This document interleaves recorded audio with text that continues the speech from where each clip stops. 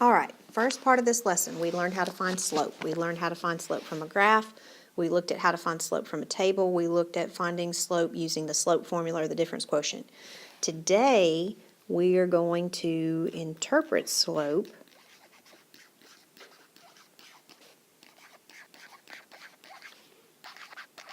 as a rate of change.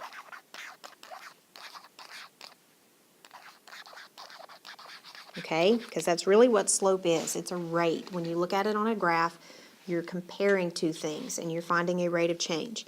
Now, this is going to be some writing. This is going to be some sentences. Just be patient with it and look at what we're supposed to do. Okay, now notice there are 3 parts to the instructions here.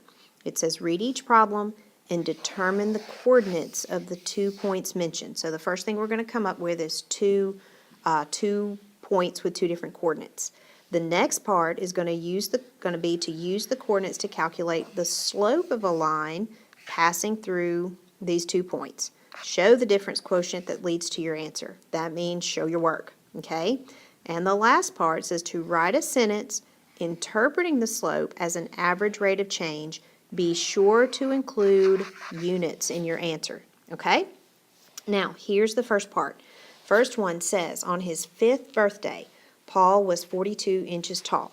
On his 7th birthday, he was 48 inches tall. Now, the first thing we've got to do is we've got to come up with 2 sets of coordinates. We need an x coordinate, we need a y coordinate for each situation. Remember, x is your independent variable, y is your dependent variable. Okay? Now, what is independent here? What doesn't depend on anything? Paul's birthday, right? His birthday is going to happen regardless. What is dependent on how old he is? His height depends on how old he is. Okay? Now, let's look at this first sentence. On his 5th birthday, Paul was 42 inches tall. So we're going to create the point 5 years old and 42 inches tall. Okay, when he was 5 years old, he was 42 inches tall. Then, when he was 7 years old, he was 48 inches tall. Okay, so notice my x-coordinate is the independent variable. Years are going to happen regardless. They don't depend on anything. My second variable, my y-coordinate, is the dependent variable. His height depends on how old he is. Okay, now, that's the first part. Determine the coordinates of the 2 points mentioned. That's that part. Now, the second part says use those coordinates to calculate the slope of a line passing through those 2 points. Okay, so here's what we're going to do. We're going to label these 2 points just like we did yesterday, x1, y1, and x2, y2. Okay, now we're going to write our slope formula. M equals y2 minus y1 over x2 minus x1. Now, the difference today is we're going to show this with some words, okay? This is going to look a little more involved. It's going to look a little more complicated, but it's really not. We're just going to write the units with this as we go, okay? So y2 is 48 inches minus y1 is 42 inches over x2 is 7 years. We just didn't write these units yesterday because we were just looking at normal low points. Minus x1 is 5 years. Okay? Now, we're going to subtract. 48 inches minus 42 inches is what? 6 inches over 7 years minus 5 years is 2 years. So what was the change in inches? The change in inches was 6. That's the change in y. That's delta y. What was the change in x? 2 years. Now, does this simplify? Yes. 6 divided by 2 is 3, not 2.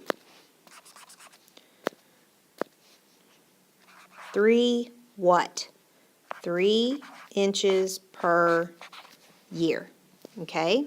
Now, that's the second part. That's the calculate the slope and show the difference quotient. This right here is our difference quotient. Now, The last part, this is the part that you're not gonna like, okay? It's gonna say it says, write a sentence interpreting the slope as an average rate of change. Be sure to include units in your answer. So here's how you're gonna word this. From 5 years old to 7 years old, Paul's height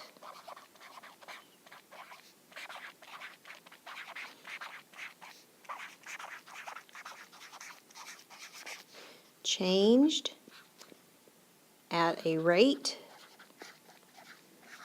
of 3 inches per year. Okay, from 5 years old to 7 years old, Paul's height changed at a rate of 3 inches per year. Notice that it's a nice complete sentence and it's got units everywhere. Notice we wrote this as a rate, inches per year.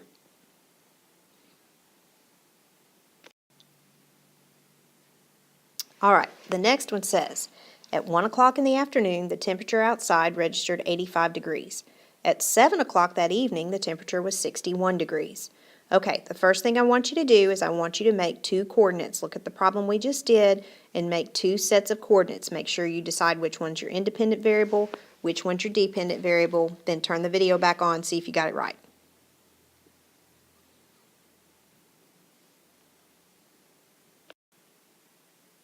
Okay, my 2 coordinates are 1 hour, 85 degrees, 7 hour, 61 degrees. There's a couple of ways you could have done the time here and still been correct. That's just how I chose to do it, okay?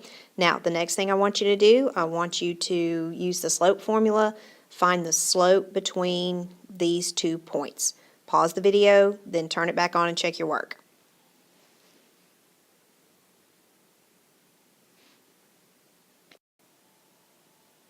All right, did you get what I got? I got -4 degrees per hour, okay?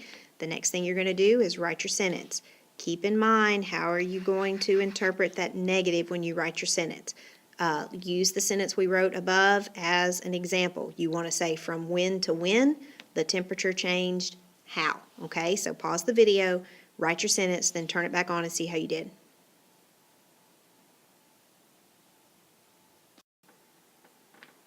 All right, now your sentence may not be exactly like mine, that's okay. I said from 1 o'clock to 7 o'clock, the temperature decreased at a rate of 4 degrees per hour.